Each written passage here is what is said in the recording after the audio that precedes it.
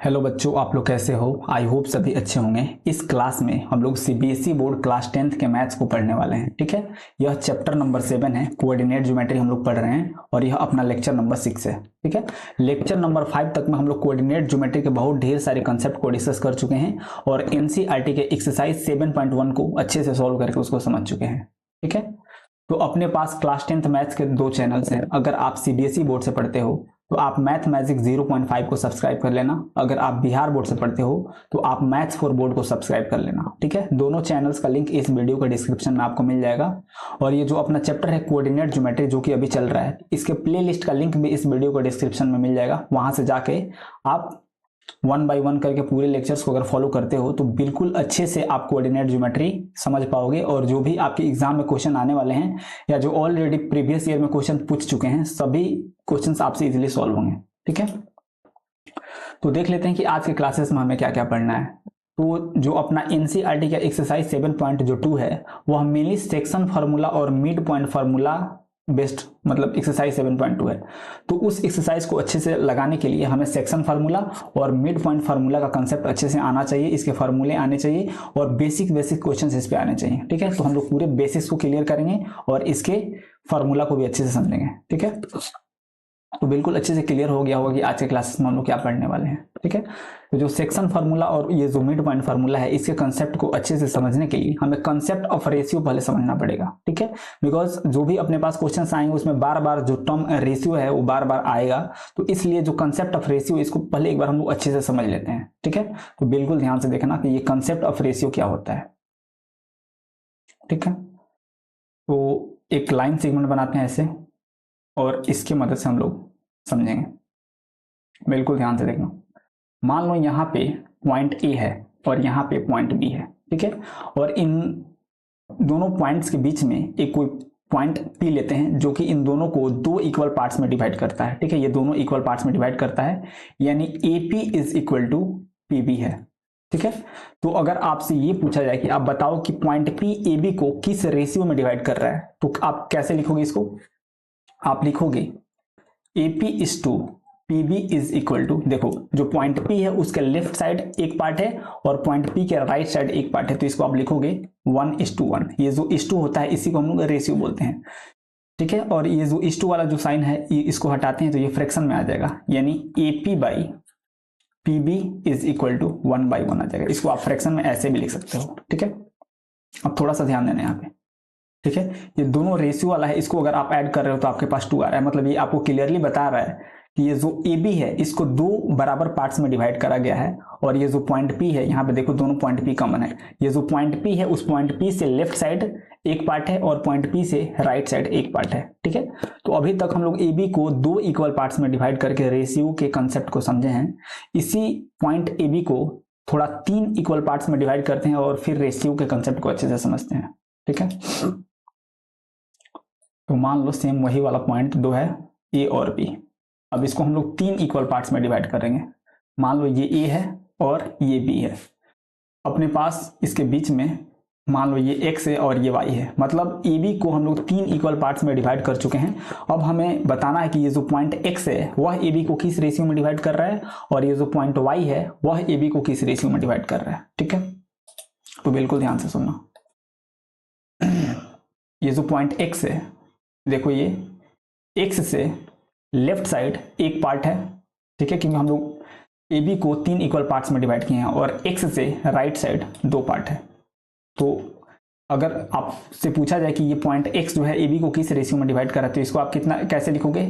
A X is to X B is equal to, उधर एक part है तो 1:2 ये 2 हो जाएगा, ऐसे इसको लिखोगे। ठीक है, अब इसी को फ्रैक्शन में कर दो तो कितना हो जाएगा? A X by X B is equal to 1/2 हो जाएगा।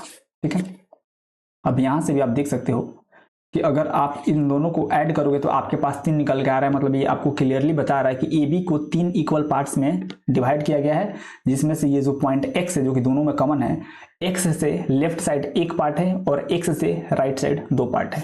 ठीक है, तो आई होप बिल्कुल अच्छे से रेशियो का कंसेप्ट धीरे धीरे आप सबको समझ में आ रहा होगा। उसी प्रकार से अगर आपसे पूछा जाए कि आप बता दो कि जो पॉइंट वाई है वह ए बी को किस रेशियो में डिवाइड कर रहा है, तो ये तो बहुत आसान हो गया। इसको कैसे लिखोगे? A Y is to Y B is equal to कितना हो जाएगा 2:1 हो जाएगा, क्योंकि y से लेफ्ट साइड 2 पार्ट है और y से राइट साइड 1 पार्ट है। ठीक है, तो ये फिर हो जाएगा A Y by Y B is equal to 2/1, ऐसे लिख दो। और यहाँ पे भी आप इन दोनों को ऐड करके देखोगे तो ये 3 के इक्वल आ रहा है, जो कि आपको क्लियरली बता रहा है कि ए बी को 3 इक्वल पार्ट्स में डिवाइड कर रहा है। और यहाँ पे देखो दोनों में वाई वाई है, मतलब वाई से लेफ्ट साइड 2 पार्ट है और वाई से राइट साइड 1 पार्ट है। ठीक है, अब थोड़ा 4 पार्ट्स में इसको डिवाइड करते हैं।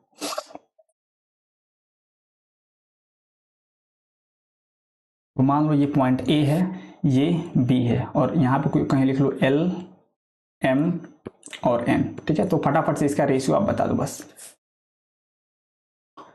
तो अगर आपसे पूछा जाए कि आप बताओ पॉइंट एल जो है वह ए बी को किस रेशियो में डिवाइड करता है, बिल्कुल ध्यान से देखना।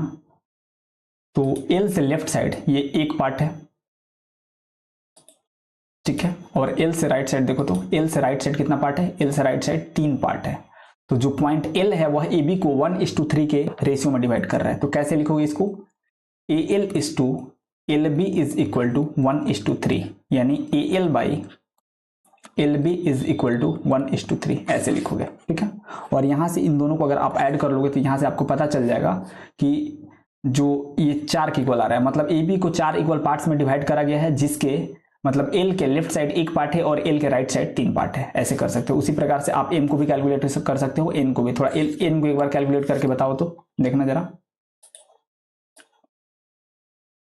तो एन के बारे में आप देखो तो इसको आप लिखोगे A N is to N B is equal to कितना हो जाएगा 3:1 हो जाएगा, क्योंकि एन से लेफ्ट साइड 3 पार्ट है और एन से राइट साइड 1 पार्ट है। तो ये कितना हो जाएगा, फ्रैक्शन में करोगे तो A N by N B is equal to 3/1 हो जाएगा। ठीक है, तो आई होप बिल्कुल अच्छे से रेशियो का कंसेप्ट आपको समझ में आ गया होगा कि किसी भी लाइन को कोई एक पॉइंट किस प्रकार से उसको डिवाइड करता है, उसको कैसे हम लोग समझते हैं और कैसे लिखते हैं। ठीक है, अब एक छोटा सा सवाल आपसे है, इसको बताना।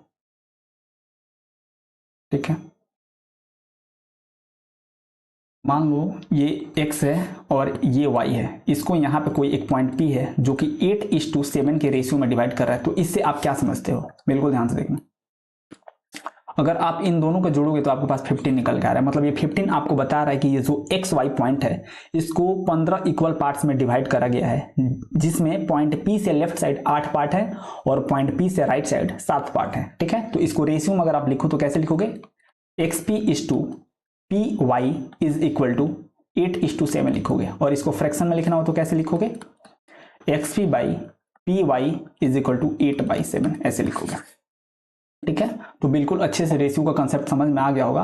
अब हम लोग क्या करेंगे, अब सेक्शन फार्मूला पे आते हैं। सबसे पहले हम लोग देखेंगे कि सेक्शन फार्मूला क्या होता है, मिड पॉइंट फार्मूला क्या होता है। उसके बाद से बहुत ऐसे बच्चे होते हैं जिनके मन में डाउट होता है कि भैया ठीक है ये फार्मूला तो आ गया है, लेकिन ये एक्चुअली में आता कैसे है। तो हम लोग इसके बाद से मतलब फार्मूला देखने के बाद से इसके हम लोग डेरिवेशन को भी देखेंगे। बस छोटा सा डेरिवेशन है, बिल्कुल अच्छे से समझ में आ जाएगा। तो पहले हम लोग फार्मूला देखते हैं कि जो सेक्शन फार्मूला होता है वो क्या होता है। ठीक है, तो मान लो ये कोई एक पॉइंट A है और ये पॉइंट B है।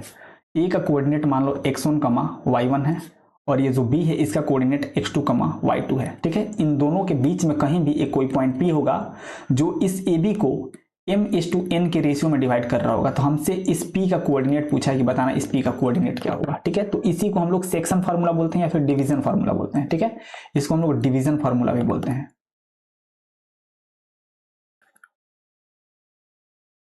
सेक्शन फार्मूला बोल दो या फिर डिवीजन फार्मूला बोल दो। क्वेश्चन क्या है, आपको 2 पॉइंट्स का कोऑर्डिनेट दिया रहेगा। एक पॉइंट A जिसका कोऑर्डिनेट हम लोग x1, y1 माने हैं, जो कि आपको क्वेश्चन में दिया होगा। दूसरा पॉइंट B जिसका कोऑर्डिनेट x2, y, ये भी क्वेश्चन में आपको दिया होगा। और रेशियो आपको दिया होगा कि एक कोई इन दोनों के बीच में कोई पॉइंट P होगा या फिर दूसरा भी कोई पॉइंट हो सकता है जो इसको m:n के रेशियो में डिवाइड कर रहा है। आपको क्वेश्चन में m और n का वहां पे एग्जैक्टली वैल्यू दे देगा कि 1:2, 3:4 इस टाइप से। हम लोग यहाँ पे जनरलाइज फॉर्मेट में इसका फॉर्मूला लिख रहे हैं, इसलिए हम लोग इसको इन जनरल लिख रहे हैं। ठीक है, तो P का आपसे कोऑर्डिनेट पूछा है तो ये बहुत आसान है। पहले हम लोग देखते हैं कि इसका फॉर्मूला क्या होता है। ठीक है, तो इस P को हम लोग मान लेते हैं कि x, y ये कोऑर्डिनेट तो हमें x और y के वैल्यू बताना है। ठीक है, तो P का कोऑर्डिनेट के लिए हम लोग क्या करेंगे, ये जो पॉइंट M है इसको इसके x कोऑर्डिनेट से मल्टीप्लाई करेंगे तो कितना हो जाएगा mx2 प्लस ये जो n वाला है इसको हम लोग पॉइंट ए के x कोऑर्डिनेट के साथ मल्टीप्लाई करेंगे तो nx1 और फिर डिवाइडेड बाई दोनों का जो रेशियो है उसका सम यानी m प्लस n। ठीक है, ये हो गया केवल x कोऑर्डिनेट। उसी प्रकार से हम लोग y कोऑर्डिनेट लिखेंगे तो y कोऑर्डिनेट भी लिखने के लिए जो पॉइंट m है, जो रेशियो वाला वैल्यू जो m है उसको हम लोग y कोऑर्डिनेट से मल्टीप्लाई करेंगे तो कितना हो जाएगा my2 प्लस ये जो n है उसको हम लोग a के y कोऑर्डिनेट से मल्टीप्लाई करेंगे तो ny1 डिवाइडेड बाई रेशियो का सम यानी m प्लस n। तो ये हो गया पॉइंट P का कोऑर्डिनेट। ठीक है, तो इसी को हम लोग बोलते हैं सेक्शन फार्मूला। सेक्शन फार्मूला बोल दो या फिर डिवीजन फार्मूला बोल दो। तो आई होप बिल्कुल अच्छे से आप सबको याद हो गया होगा कि इसको कैसे लिखना है। ये हो जाएगा सेक्शन फार्मूला। ठीक है, तो बिल्कुल इसी प्रकार से मिड पॉइंट भी फार्मूला होता है। इसी का एक स्पेशल केस होता है तो उसको भी फटाफट से देख लेते हैं। ठीक है, मिड पॉइंट फार्मूला। तो मान लो यहाँ पे पॉइंट ए है, यहाँ पे पॉइंट बी है। सेम उसी प्रकार से इन दोनों पॉइंट्स का भी आपको कोऑर्डिनेट दिया रहेगा। तो मान लेते हैं इसका x1, y1, इसका x2, y2 और मिड पॉइंट से समझ में आ रहा है कि एक कोई इन दोनों के बीच में एक कोई पॉइंट होगा। मान लेते हैं इसको पॉइंट m होगा। ठीक है, इन दोनों के बीच में एक कोई पॉइंट m होगा। ठीक है, दोनों के बीच में है तो इस पॉइंट m का कोऑर्डिनेट आपको बताना है कि कितना होगा। तो बस कुछ नहीं करना है, दोनों के x कोऑर्डिनेट को ऐड करके 2 से डिवाइड कर दो और दोनों के y कोऑर्डिनेट को ऐड करके 2 से डिवाइड कर दो। वही आपका इस पॉइंट m का कोऑर्डिनेट हो जाएगा जो कि इन दोनों पॉइंट्स के मिड वाला वैल्यू होगा। ठीक है, तो पॉइंट m का कोऑर्डिनेट कितना हो जाएगा, दोनों के x कोऑर्डिनेट को ऐड करोगे तो x1 plus x2 divided by 2। ठीक है, डिवाइडेड बाई 2 कोमा दोनों का y कोऑर्डिनेट ऐड करो तो y1 plus y2 divided by 2 divided by 2। तो ये अपने पास जो निकल के आया है ये क्या है, मिड पॉइंट फार्मूला इसको हम लोग बोलते हैं। ठीक है, किसी भी दो पॉइंट के मिड का कोऑर्डिनेट निकालने के लिए हम लोग इस फार्मूला का यूज करेंगे। क्या बोलेंगे इसको, मिड पॉइंट फार्मूला। ठीक है, तो आई होप बिल्कुल अच्छे से सेक्शन फार्मूला बोलो या फिर डिवीजन फार्मूला बोलो और मिड पॉइंट फार्मूला बोलो, ये अच्छे से क्लियर हो गया होगा। ठीक है, तो फटाफट से छोटा सा प्रूफ है, सेक्शन फार्मूला को देख लेते हैं और वहीं से ये स्पेशल केस है तो वहीं से ये भी आ जाएगा। ठीक है, तो देखो हम लोग कोऑर्डिनेट ज्योमेट्री पढ़ रहे हैं तो किसी भी फार्मूला को हम लोग डिराइव करेंगे कोऑर्डिनेट सिस्टम बना के। तो सबसे पहले x कोऑर्डिनेट और y कोऑर्डिनेट बनाते हैं। ठीक है, तो ये हो गया y कोऑर्डिनेट और ये हो गया x कोऑर्डिनेट। ठीक है, यहां पे मान लो ओरिजिन ये 0 हो जाएगा, ये x एक्सिस हो गया, ये y एक्सिस हो गया। ठीक है, और यहां पे ऐसे हम लोग कर लेते हैं। मान लो ये पॉइंट A है जिसका कोऑर्डिनेट x1, y1 है और ये पॉइंट B है जिसका कोऑर्डिनेट x2, y2 है। ठीक है, और यहाँ पे इन दोनों के बीच में कहीं भी एक कोई पॉइंट P होगा जो इस AB को m/n के रेशियो में डिवाइड कर रहा होगा। तो इसी का कोऑर्डिनेट हमें बताना है, पॉइंट P का कोऑर्डिनेट ये कितना होगा। ठीक है, तो देखो जब हम लोग डिस्टेंस फार्मूला डिराइव कर रहे थे तो वहां पे हम लोग इस प्रकार से कंस्ट्रक्शन किए थे कि अपने पास एक राइट एंगल ट्रायंगल बन गया था और वहां पे हम लोग पाइथागोरस थ्योरम यूज करके वहां पे अपना डिस्टेंस फार्मूला कैलकुलेट कर लिए थे। ठीक है, तो यहाँ पे भी हम लोग इस प्रकार से कंस्ट्रक्शन करेंगे कि अपने पास राइट एंगल ट्रायंगल बने और उसका वर्टेक्स ए, बी और पी बन जाए। ठीक है, तो यहाँ पे भी हम लोग कुछ मतलब ट्रायंगल के कुछ प्रॉपर्टी यूज करेंगे। यहाँ पे हम लोग सिमिलैरिटी ऑफ ट्रायंगल का कंसेप्ट यूज करेंगे और ये यहाँ से अपना सेक्शन फार्मूला डेराइव हो जाएगा। ठीक है, तो ये जो सिमिलैरिटी ऑफ ट्रायंगल है ये अपने क्लास 10th में पढ़ना है, अलग से इसका सेपरेट चैप्टर है। ठीक है, तो यहाँ पे जितना कंसेप्ट का जरूरत है सिमिलैरिटी ऑफ ट्रायंगल में उसको हम लोग पहले समझ लेंगे, उसके बाद से इस फार्मूला में उसको यूज करके हम लोग डेराइव कर लेंगे। ठीक है, तो हम लोग इस प्रकार से यहाँ पे कंस्ट्रक्शन करेंगे कि अपने पास राइट एंगल ट्रायंगल बने। ठीक है, तो बिल्कुल ध्यान से सुनो, ये जो पॉइंट ए है, बी है और पी है, इससे हम लोग एक्स एक्सिस पे परपेंडिकुलर पहले गिराते हैं। तो ये परपेंडिकुलर हम लोग गिरा रहे हैं। ठीक है, क्यों गिरा रहे हैं बिल्कुल अच्छे से समझ में आना चाहिए, क्योंकि हम लोग यहाँ पे राइट एंगल ट्रेंगल के वर्टेक्स बनाना चाह रहे हैं पॉइंट ए, पी और बी को, ठीक है, ताकि हम लोग ट्रेंगल का कंसेप्ट यूज कर पाए, ठीक है। इससे इस पे गिरा देंगे तो यहाँ पे भी एक राइट एंगल ट्रेंगल बन जाएगा, और इससे इस पे गिराएंगे तो यहाँ पे भी एक राइट एंगल ट्रेंगल बन जाएगा, ठीक है। इसको बोलते हैं CDEFG, ठीक है, ये सब परपेंडिकुलर है। तो अपने पास दो छोटू सा राइट एंगल ट्रेंगल निकल के आ गया है, ठीक है। इन दोनों राइट एंगल ट्रेंगल में हम लोग कंसेप्ट ऑफ सिमिलैरिटी यूज करेंगे, ठीक है, ताकि दोनों राइट एंगल ट्रेंगल्स के बीच हमें रिलेशन पता चल जाए, और वहां से इजिली हम लोग सेक्शन फार्मूला को डिराइव कर लेंगे, जो कि अभी फार्मूला हम लोग जस्ट कुछ देर पहले लिखे थे, ठीक है। तो एक काम करते हैं, थोड़ा यहाँ पे उसी बात को लिखते हैं एक बार, एंड देन आगे समझते हैं, ठीक है। तो ये पॉइंट ए था जिसका कोऑर्डिनेट x1, y1 था। ये पॉइंट बी था जिसका कोऑर्डिनेट x2, y2 था, ठीक है। और ये पॉइंट पी था जो कि m/n के रेशियो में ए बी को डिवाइड कर रहा था, और इसी का कोऑर्डिनेट हमें चाहिए था, ठीक है। ये c था, ये d था, ये e, ये f और ये g, और ये सब कुछ परपेंडिकुलर था, ठीक।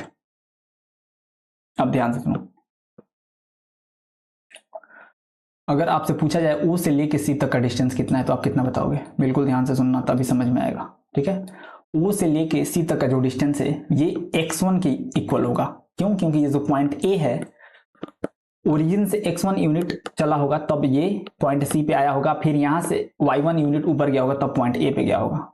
देखना जरा, यहां से ऊपर जाने के लिए कितना ट्रेवल किया होगा, पॉइंट A तक पहुंचने के लिए y1 ट्रेवल किया होगा, ठीक है।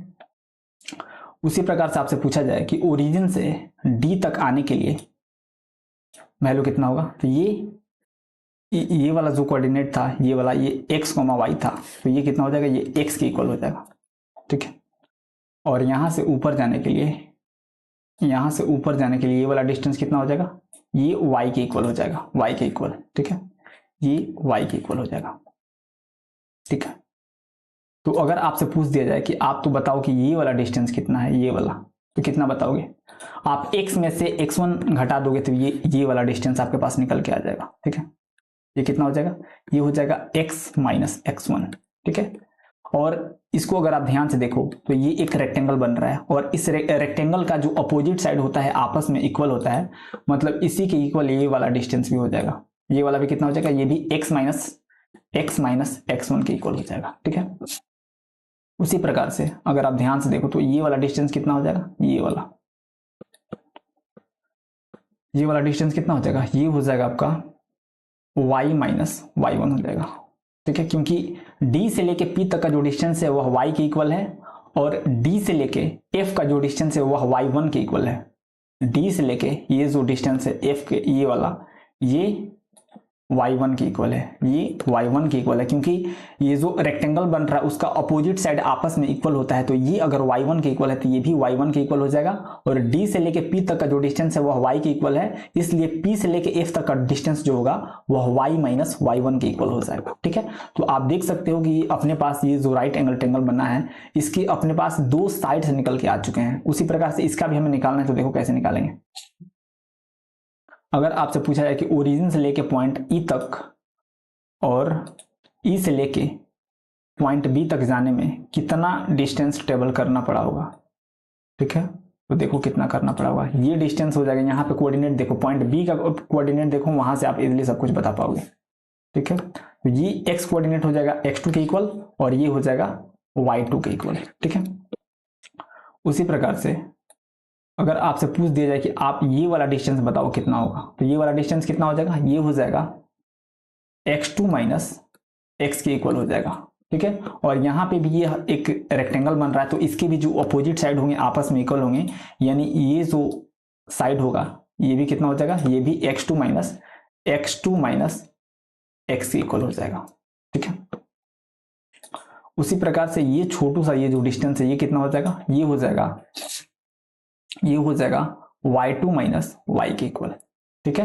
क्योंकि ये जो डिस्टेंस है G से लेके E तक का ये जो डिस्टेंस है ये कितना है, यह y के इक्वल है, क्योंकि ये वाला डिस्टेंस P से लेकर D तक का जो है वह y के इक्वल है, और यह एक रेक्टेंगल बन रहा है तो अपोजिट साइड आपस में इक्वल होते हैं, यानी B से लेके E तक का डिस्टेंस जो है वह y2 के इक्वल है, और G से लेके E तक का जो डिस्टेंस है वह Y के इक्वल है, इसलिए B से लेके G तक का जो डिस्टेंस होगा हम लोग इसको सब्ट्रैक्ट कर देंगे तो y2 माइनस y के इक्वल हो जाएगा। ठीक है, तो यहाँ पे थोड़ा पूरा कबाड़ा टाइप हो गया, तो नेक्स्ट पेज पे इसको अच्छे से लिखते हैं एंड देन इसको अच्छे से समझेंगे। ठीक है, तो इसको पहले यहाँ पे बना लेते हैं, कितना हो जाएगा। यहाँ पे ओरिजिन था, ये पॉइंट A था, ये B था और ये P था।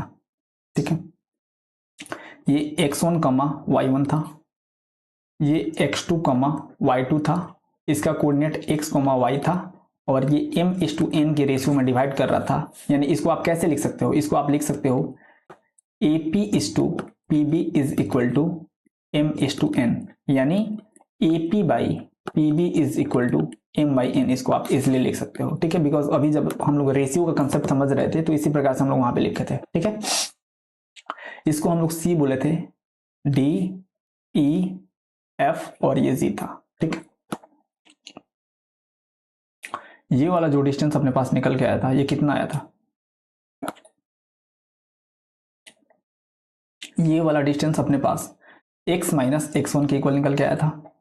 ठीक है, ये वाला जो डिस्टेंस अपने पास था ये कितना निकल के आया था, ये y माइनस y1 के इक्वल निकल के आया था।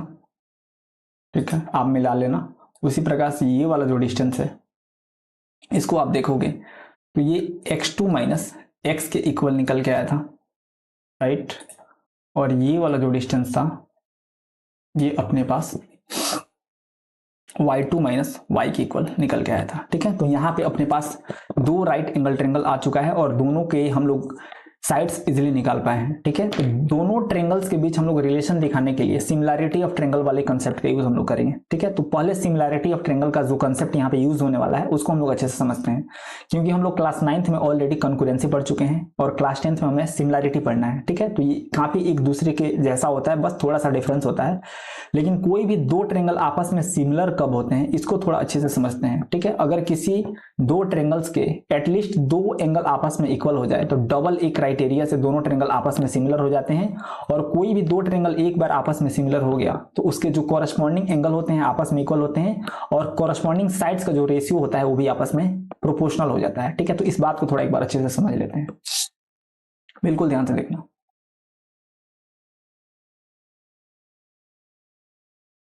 ठीक है, तो सिमिलैरिटी ऑफ ट्रेंगल,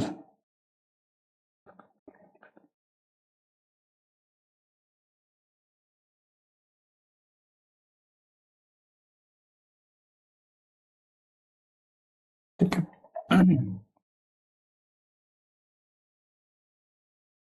यहाँ पे दो छोटू छोटू सा ट्रेंगल बनाते हैं एंड देन इसको समझते हैं अच्छे से। जैसे मान लो एक ये छोटा सा ट्रेंगल हो गया एंड ये एक दूसरा ट्रेंगल हो गया। ठीक है, दोनों का जो साइज है बिल्कुल अलग अलग है। यहाँ पे हम लोग मार्क कर लेते हैं थोड़ा सा इसका वर्टेक्स। ठीक है, तो इसको ए बोल दो, इसको बी बोल दो, इसको सी बोल दो, इसको एक्स बोल दो, इसको वाई बोल दो और इसको जेड बोल दो। ठीक है, यहाँ पे गिवन है, गिवन क्या है, गिवन है angle A is equal to angle X. ठीक है, and angle B is equal to angle Y. ठीक है, तो हम अभी जस्ट बोले हैं कि अगर किसी भी दो ट्रेंगल का एटलीस्ट दो करस्पॉन्डिंग एंगल आपस में इक्वल हो जाता है तो डबल ए क्राइटेरिया से वो दोनों ट्रेंगल आपस में सिमिलर हो जाएंगे। ठीक है, तो यहाँ पे हम लोग दो ट्रेंगल लिए हैं और यहाँ पे गिवन है कि जो पहला वाला ट्रेंगल है उसका एंगल ए दूसरे वाले ट्रेंगल के एंगल एक्स के इक्वल है, और जो दूसरा पहला वाला जो ट्रेंगल फिर है उसका एंगल बी दूसरे वाले ट्रेंगल के एंगल वाई के इक्वल है।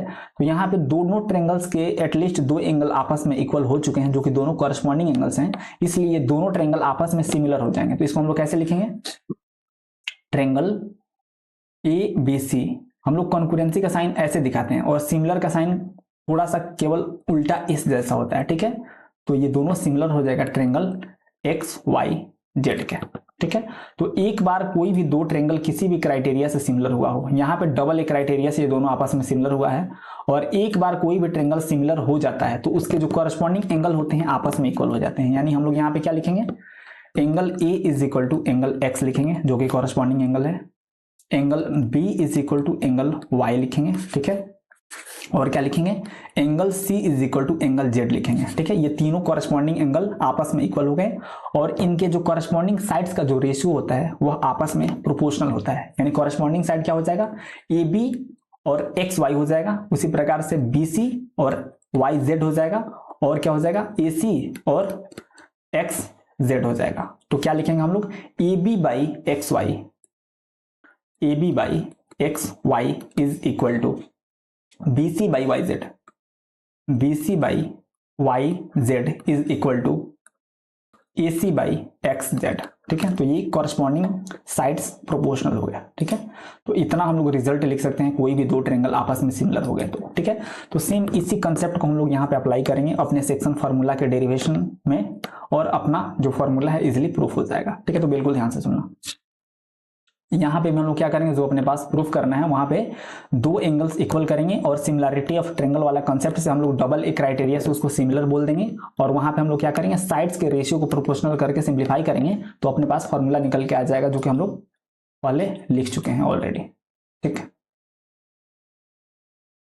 तो अगर आप यहाँ पे ध्यान से देख पाओ तो देखना ध्यान से,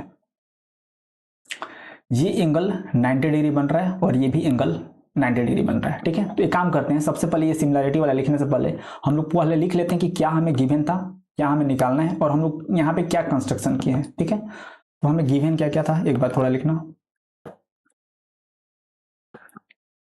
गिवन हमें क्या क्या गिवन था, एक पॉइंट ए गिवन था जो जिसका कोऑर्डिनेट x1 y1 था, एंड एक पॉइंट बी गिवन था जिसका कोऑर्डिनेट x2 y2 था। ठीक है, एंड एक पॉइंट पी था जिसका कोऑर्डिनेट हम लोग x y माने थे, हम लोग इसी को फाइंड करना था।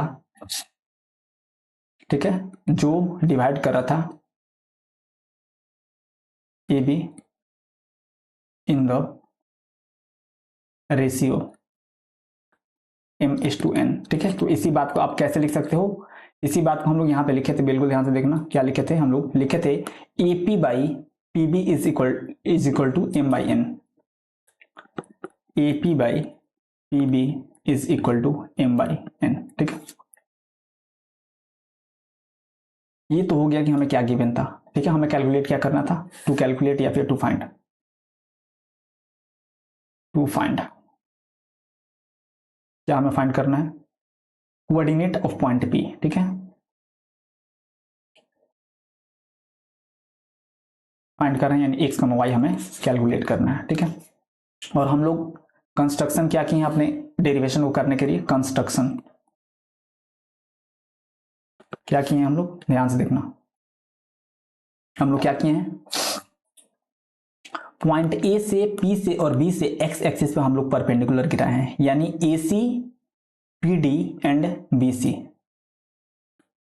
ए सी, पी डी एंड, देखना एक बार और, A C, P D and B E, B E perpendicular to X axis, and और क्या किया हम लोग, A F perpendicular to P D, A F perpendicular to P D, and हम लोग और क्या किए हैं, P G perpendicular to B E, P G perpendicular to B E. ठीक है, इतना हम लोग कंस्ट्रक्शन किए हैं अपने कैलकुलेशन को करने के लिए। ठीक है, तो अब बिल्कुल ध्यान से सुनना। अब क्या लिखेंगे,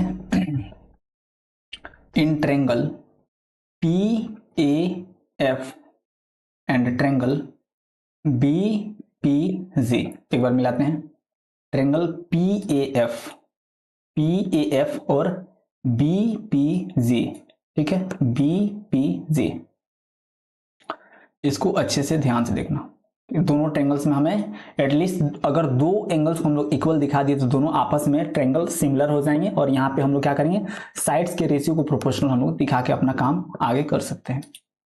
ठीक है, तो अगर आप ध्यान से देख पाओ तो यहाँ पे ट्रायंगल पी ए एफ में एफ वाले वर्टेक्स में 90 डिग्री एंगल बन रहा है, और ट्रायंगल बी पी जी में जी वाले वर्टेक्स में 90 डिग्री एंगल बन रहा है, यानी दोनों में angle F is equal to angle G हम लोग लिख सकते हैं, angle F is equal to angle G हम लोग लिख सकते हैं, जो कि 90 डिग्री का एंगल है। ठीक है, और एक एंगल को हमें दिखाना है इक्वल। ठीक है, तो एक थोड़ा कंसेप्ट ध्यान से सुनो, जैसे मान लो यह एक लाइन हो गया और यह एक दूसरा लाइन हो गया, ये दोनों आपस में अगर पैरेलल हैं, ठीक है, अगर ये और ये आपस में पैरेलल हैं और एक ट्रांसवर्सल है जो कि ऐसे इसको कट कर रहा है।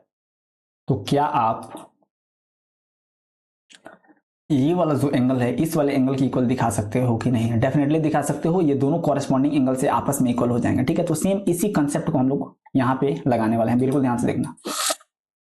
ठीक है, देखो अपने पास एक ये वाला लाइन है, बिल्कुल ध्यान से सुनना, ये वाला लाइन है, ठीक है, जो कि पीजी से होके जा रहा है। उसी प्रकार से अपने पास एक ये वाला लाइन है जो कि एएफ से होकर के जा रहा है। ठीक है, और एक ट्रांसवर्सल है जो कि ये एबी वाला लाइन है। ठीक है, ये ट्रांसवर्सल है, और ये जो लाइन ये जो लाइन पीजी और एएफ है ये एक्स एक्सिस के पैरेलल है। ठीक है, ध्यान से देखना, ये लाइन एक्स एक्सिस के पैरेलल है, मतलब ये और ये आपस में पैरेलल है। और ए बी वाला जो लाइन सेगमेंट है ये ट्रांसवर्सल एज अ ट्रांसवर्सल काम कर रहा है, यानी ये वाला जो एंगल होगा एंगल बी पी जी वो इस वाले एंगल के इक्वल होगा, एंगल पी ए एफ के। ठीक है, तो यहां से आप देख सकते हो कि हम लोग पैरेलल वाला कंसेप्ट लगा के दोनों ट्रायंगल्स के एक एंगल को हम लोग इक्वल कर रहे हैं। यानी यहां से हम लोग क्या लिखेंगे, angle P A F, angle P A F, angle P A F is equal to angle क्या हो जाएगा, बी पी जी हो जाएगा। ठीक है, कॉरेस्पॉन्डिंग एंगल से।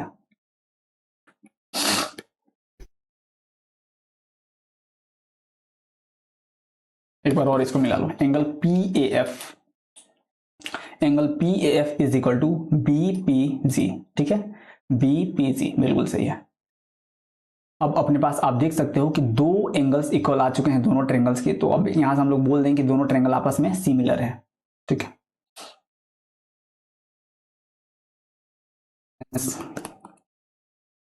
Triangle P A F and triangle B P G are similar by double A criteria. ठीक है, hence their sides are proportional.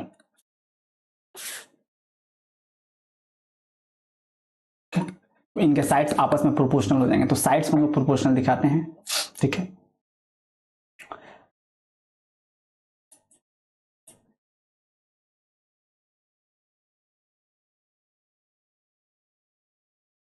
Sides क्या हो जाएगा, P A by B P, P A by B P is equal to कितना हो जाएगा, A F by P G हो जाएगा, A F by P G is equal to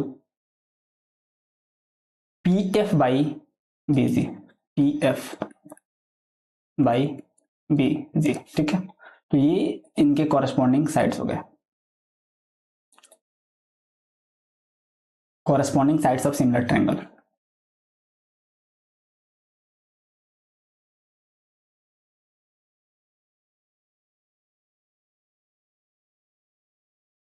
ठीक है, तो ये कितना हो जाएगा, ये हो जाएगा M by N is equal to A F का जो वैल्यू है, ए एफ का ये कितना हो जाएगा, ये हो जाएगा X minus X one divided by ये पीजी का जो वैल्यू है पीजी का ये हो जाएगा X two minus X is equal to ये जो पी एफ का वैल्यू है ये हो जाएगा Y minus Y one divided by B G जो है इसका वैल्यू हो जाएगा वाई टू माइनस वाई। ठीक है, तो इस प्रकार से आप वैल्यू वहां से इजिली पुट कर सकते हो।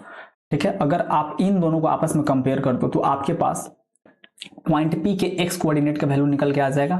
ठीक है, और अगर आप इन दोनों को आपस में कंपेयर कर दो तो पॉइंट पी के वाई कोऑर्डिनेट का आपके पास वैल्यू निकल के आ जाएगा। ठीक है, तो वन बाई वन यहां से कंपेयर करते हैं और वैल्यू निकाल लेते हैं। ठीक है, तो पहले इन दोनों को हम लोग कंपेयर करेंगे।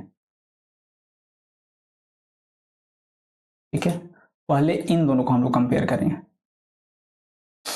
तो कितना हो जाएगा, एम बाई एन यहां पे लिख लेते हैं, M by N is equal to कितना हो जाएगा, एक्स माइनस एक्स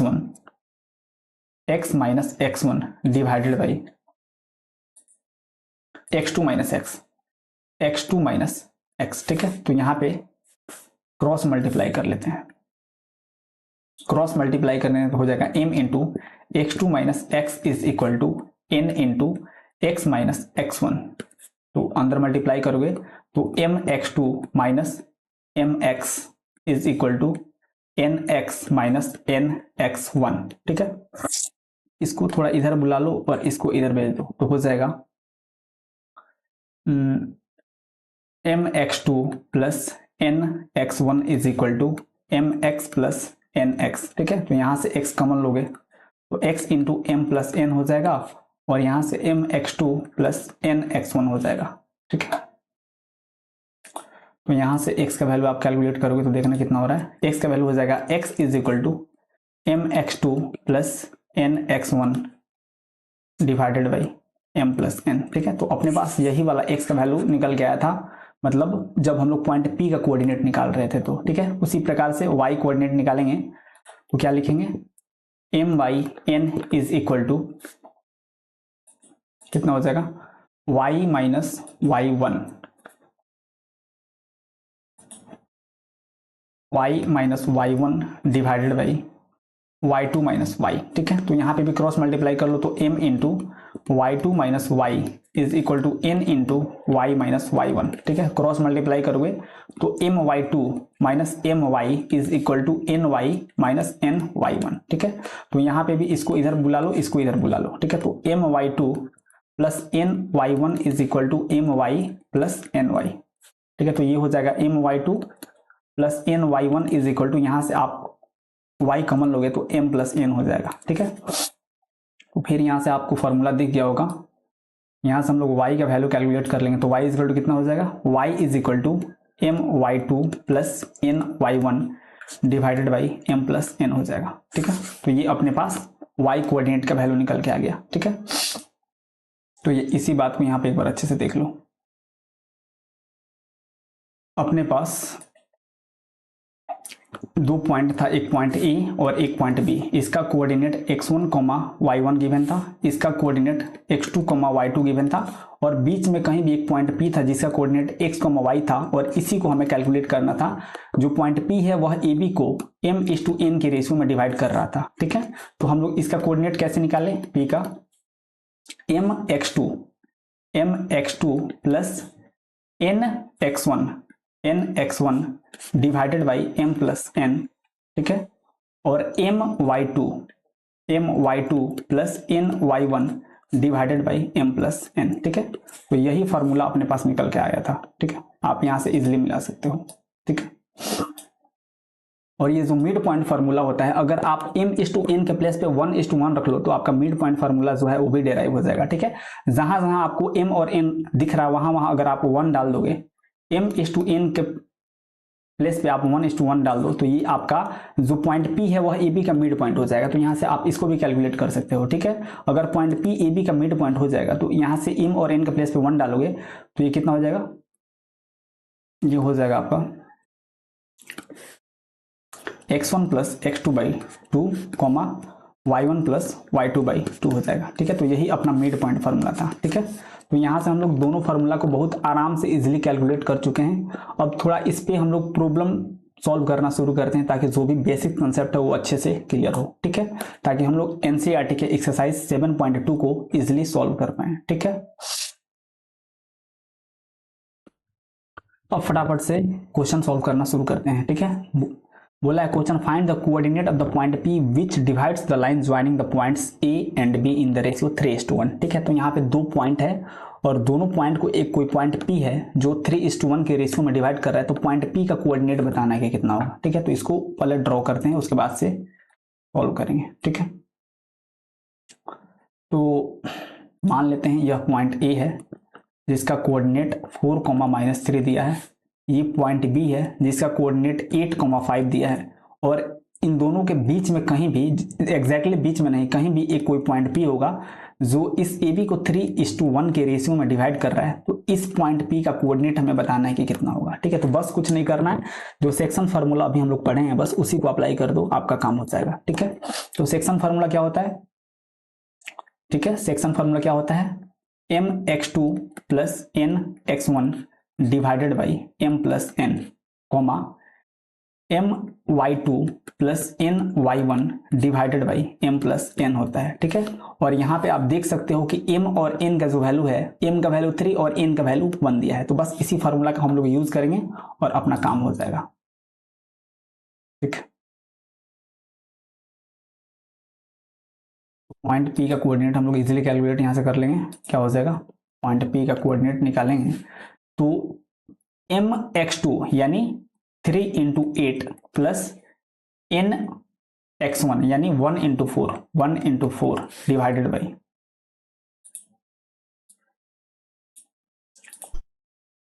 बाई कितना हो जाएगा, m प्लस एन, यानी m प्लस एन करोगे तो 3 प्लस 1 हो जाएगा। उसी प्रकार से y कोऑर्डिनेट लिखोगे तो m y2 होता है, तो m का वैल्यू 3 है और y2 का वैल्यू 5 है, प्लस n y1, तो n का वैल्यू 1 है और y1 का वैल्यू -3 है, divided by m plus N, और m प्लस एन का वैल्यू कितना है, 3 प्लस 1, तो ये 3 प्लस 1, ठीक। बस इसी को सिंप्लीफाई कर दो, आपके पास पॉइंट P का कोऑर्डिनेट निकल के आ जाएगा। तो पॉइंट P का कोऑर्डिनेट ये कितना हो जाएगा, ये हो जाएगा 8 3 का 24 प्लस 4, 24 प्लस 4 बट्टा नीचे 4 हो जाएगा, और इधर कितना हो जाएगा 15 माइनस 3, 15 माइनस 3 बट्टा ये भी 4 हो जाएगा, ठीक है। तो पॉइंट P का कोऑर्डिनेट कितना हो जाएगा, ये हो जाएगा 28 बट्टा 4, कॉमा ये हो जाएगा 12 बट्टा 4, यहाँ से ये कटेगा तो ये 7 हो जाएगा, ये कटेगा तो 3 हो जाएगा, तो यानी पॉइंट P का जो कोऑर्डिनेट है ये 7,3 के इक्वल आपको निकल के 7,3, ठीक है। यहाँ से आप इजिली मिला सकते हो, ठीक है। तो इस प्रकार से बहुत आराम से आप इजिली इस टाइप के क्वेश्चन को सॉल्व कर सकते हो, ठीक है। तो ये तो हो गया एक वैरायटी कि आपको 2 पॉइंट का कोऑर्डिनेट दे दिया होगा और बोला होगा कि एक तीसरा कोई पॉइंट है जो इसको समथिंग के रेशियो में डिवाइड कर रहा है, तो उसका कोऑर्डिनेट उस अब क्या करेगा कि आपको 3 पॉइंट्स दे देगा, एक पॉइंट ए, एक बी, और ये जो बीच वाला पॉइंट है वो भी आपसे रेशियो पूछ लेगा कि बताना ये जो पॉइंट पी है वह ए बी को किस रेशियो में डिवाइड करेगा, ठीक है। तो इस टाइप के क्वेश्चन भी एक सॉल्व करते हैं और थोड़ा देखते हैं उसको कैसे सॉल्व करेंगे, ठीक है। जैसे आप यहाँ पे देख सकते हो कि आपके पास अगला एक क्वेश्चन है, इसको थोड़ा पहले बनाते हैं उसके बाद से समझेंगे, ठीक है। तो देखो यहाँ पे बोला है in which ratio the point L divides the line joining the points A and B, मतलब कोई 2 पॉइंट्स ए और बी है जिसको पॉइंट एल डिवाइड कर रहा है, जिसका कोऑर्डिनेट हमें दे दिया है, तो बोला है कि जो पॉइंट एल है वो ए बी को किस रेशियो में डिवाइड कर रहा है, ठीक है। तो बिल्कुल आराम से इसको सॉल्व करते हैं। ये पॉइंट ए का कोऑर्डिनेट -6,10 दिया है, पॉइंट बी का कोऑर्डिनेट 3,-8 दिया है, और जो पॉइंट एल है उसका कोऑर्डिनेट -4,6 दिया है, और बोला है कि ये किस रेशियो में डिवाइड कर रहा है, तो मान लें कि m/n के रेशियो में डिवाइड कर रहा है, और यही हमें कैलकुलेट करना है, ठीक है। तो जैसा कि हम लोग सॉल्व करते हैं इसके पिछला वाला एग्जैक्टली उसी प्रकार से हम लोग इसका भी कोऑर्डिनेट लिखेंगे। ये जो पॉइंट एल है इसका कोऑर्डिनेट हमें लिखना है, ठीक है। अगर अपने पास 2 पॉइंट दिया होता था जो कि पिछला क्वेश्चन में दिया था, और ये जो पॉइंट एल है इसको अगर m/n के रेशियो में डिवाइड कर रहा है, तो पॉइंट एल का कोऑर्डिनेट हम लोग कैसे लिखेंगे, ठीक है। देखो जो पॉइंट एल है उसका कोऑर्डिनेट हम लोग कैसे लिखेंगे, mx2 करते हैं, यानी mx2 का वैल्यू कितना है 3 है, प्लस nx1 यानी n इंटू x1 का वैल्यू -6 है, डिवाइडेड बाई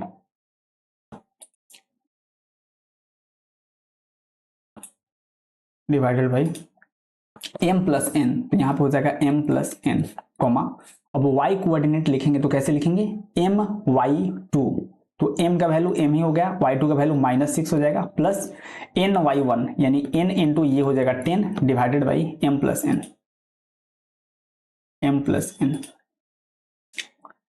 एन, बिल्कुल अब ध्यान से सुनना, ठीक है।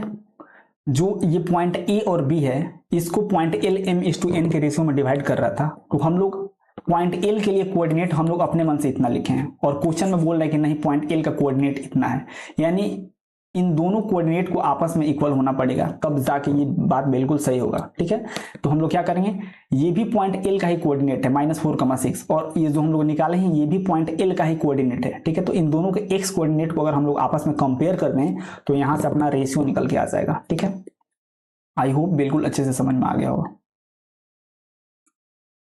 ठीक है। ध्यान से सुनना।